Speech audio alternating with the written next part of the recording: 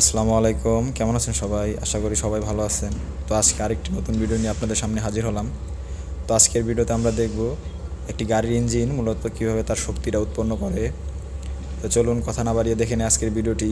যদি ভিডিওটি ভালো লাগে তাহলে অবশ্যই ভিডিওতে লাইক, কমেন্টস এবং শেয়ার দিবেন, এবং এরকম ভিডিও পেতে চাইলে অবশ্যই চ্যানেলটিকে সাবস্ক্রাইব করে রাখবেন।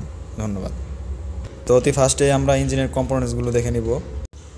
তো ইঞ্জিনের প্রথমে আছে ট্যাপেট কভার, ইঞ্জিন হেড এবং ইঞ্জিন ব্লক।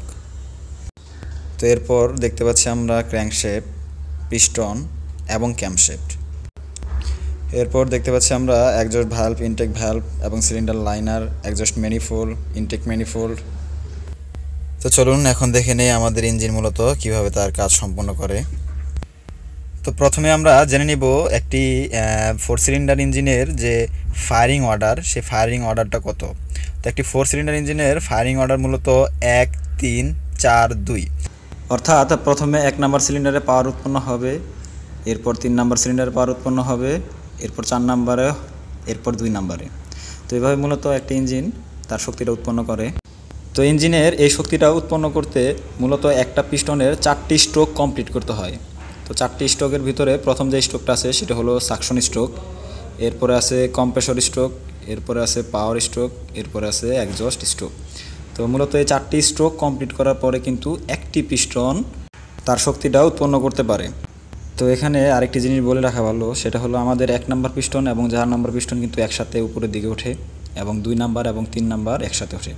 তো যখন আমাদের 1 নাম্বার পিস্টনে পাওয়ারটা উৎপন্ন হয়, সেক্ষেত্রে পিস্টনেতে যখন নিচের দিকে ধাক্কা দেয়, তো ধাক্কা দেওয়ার ফলে কিন্তু আমাদের 3 নাম্বার পিস্টন এবং 2 নাম্বার পিস্টনটা আবার উপরের দিকে ওঠে।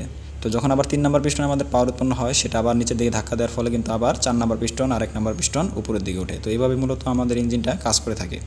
তো এখন আমরা 4টি যে স্ট্রোক আছে সেই 4টি স্ট্রোক নিয়ে কথা বলবো। তো চলুন দেখে নিই প্রত্যেকটা স্ট্রোক মূলত কীভাবে তার কাজ সম্পন্ন করে। তো পিস্টনের প্রথম যে স্ট্রোক সেটাকে বলে আমরা মূলত সাকশন স্ট্রোক। তো যখন আমাদের পিস্টনটা সাকশন স্ট্রোকে চলে যায়, তখন কিন্তু মূলত ইনটেক যে ভালভটা আছে দেখতে পারতেছেন, সেই ইনটেক ভালভটা কিন্তু খুলে যায়। খুলে যাওয়ার কারণে বাইরের থেকে যে বাতাস, সেই বাতাসটা কিন্তু আমাদের ইঞ্জিনের কম্বাসন চেম্বারে চলে আসে। এরপরে যেটা দেখতে পারতেছি এটা হলো কম্প্রেশন স্ট্রোক। কম্প্রেশন স্ট্রোকের সময় কিন্তু আমাদের ইঞ্জিনের যে দুটো ভালভ, এক্সজস্ট এবং ইনটেক, দুটো ভালভই বন্ধ অবস্থায় থাকে। পিস্টনটা নিচের থেকে উপরের দিকে যায় এবং ভিতরে যে বাতাসটা আছে সেটাকে কম্প্রেসড করে বা সংকুচিত করে। তো আমাদের যে 3 নাম্বার স্ট্রোক, এটাকে বলে মূলত পাওয়ার স্ট্রোক। পাওয়ার স্ট্রোকে আমাদের যে সংকুচিত বাতাস, যেটা খুব উত্তপ্ত অবস্থায় থাকে, সেই বাতাসের ভিতরে কিন্তু ইনজেক্টরের মাধ্যমে ফুয়েলটা স্প্রে করা হয়। তো যখন আমাদের সেই উত্তপ্ত বাতাসে ফুয়েলটা স্প্রে হয়, তখন স্প্রে করার সাথে সাথে কিন্তু ওখানে একটা আগুন ধরে যায়। আগুন ধরে কিন্তু ব্রাস্টের মতো সৃষ্টি হয়, ব্রাস্ট হয়। তো ব্রাস্ট হওয়ার কারণে আমাদের যে পিস্টনটা আছে সেই পিস্টনে কিন্তু ধাক্কা দেয়। ধাক্কা দেওয়ার ফলে কিন্তু আমাদের পিস্টনটা নিচের দিকে নেমে আসে। তো এভাবে কিন্তু মূলত আমাদের যে পাওয়ার স্ট্রোক, সেই পাওয়ার স্ট্রোকের কাজ সম্পন্ন করে। তো এরপর আমরা দেখব এক্সজস্ট স্ট্রোক। এক্সজস্ট স্ট্রোকে হয় কি, আমাদের যে এই যে পাওয়ার উৎপন্ন হওয়ার কারণে ভিতরে আগুন ধরার কারণে যে পুরা গ্যাস বা আপনার যে ধোঁয়ার সৃষ্টি হয়, সেই ধোঁয়াটা আমাদের কিন্তু এক্সজস্ট স্ট্রোকের মাধ্যমে বেরিয়ে যায়। যেমন যখন আমাদের এক্সজস্ট স্ট্রোক সম্পূর্ণ হয়, তখন যে এক্সজস্ট ভালভটি আছে তখন সেটা কিন্তু খোলা অবস্থায় থাকে, যার কারণে আমাদের ইঞ্জিন কম্বাসন চেম্বারে যে পরিমাণ ধোঁয়াটা থাকে, সেই ধোঁয়াটা কিন্তু পিস্টনের ধাক্কায় এক্সজস্ট ভালভ দিয়ে এক্সজস্ট ম্যানিফোল্ড হয়ে আপনার সাইলেন্সার পাইপ দিয়ে তারপরে কিন্তু বাইরে বের হয়ে যায়। তো এইভাবে মূলত আমাদের যে এক্সজস্ট স্ট্রোক আছে সেই এক্সজস্ট স্ট্রোক কাজ করে থাকে।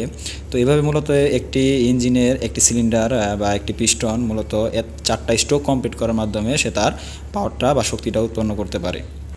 তো এভাবেই কিন্তু মূলত একটি ইঞ্জিন তার শক্তিটা উৎপন্ন করে বা তার কার্যপ্রণালী সম্পন্ন করে।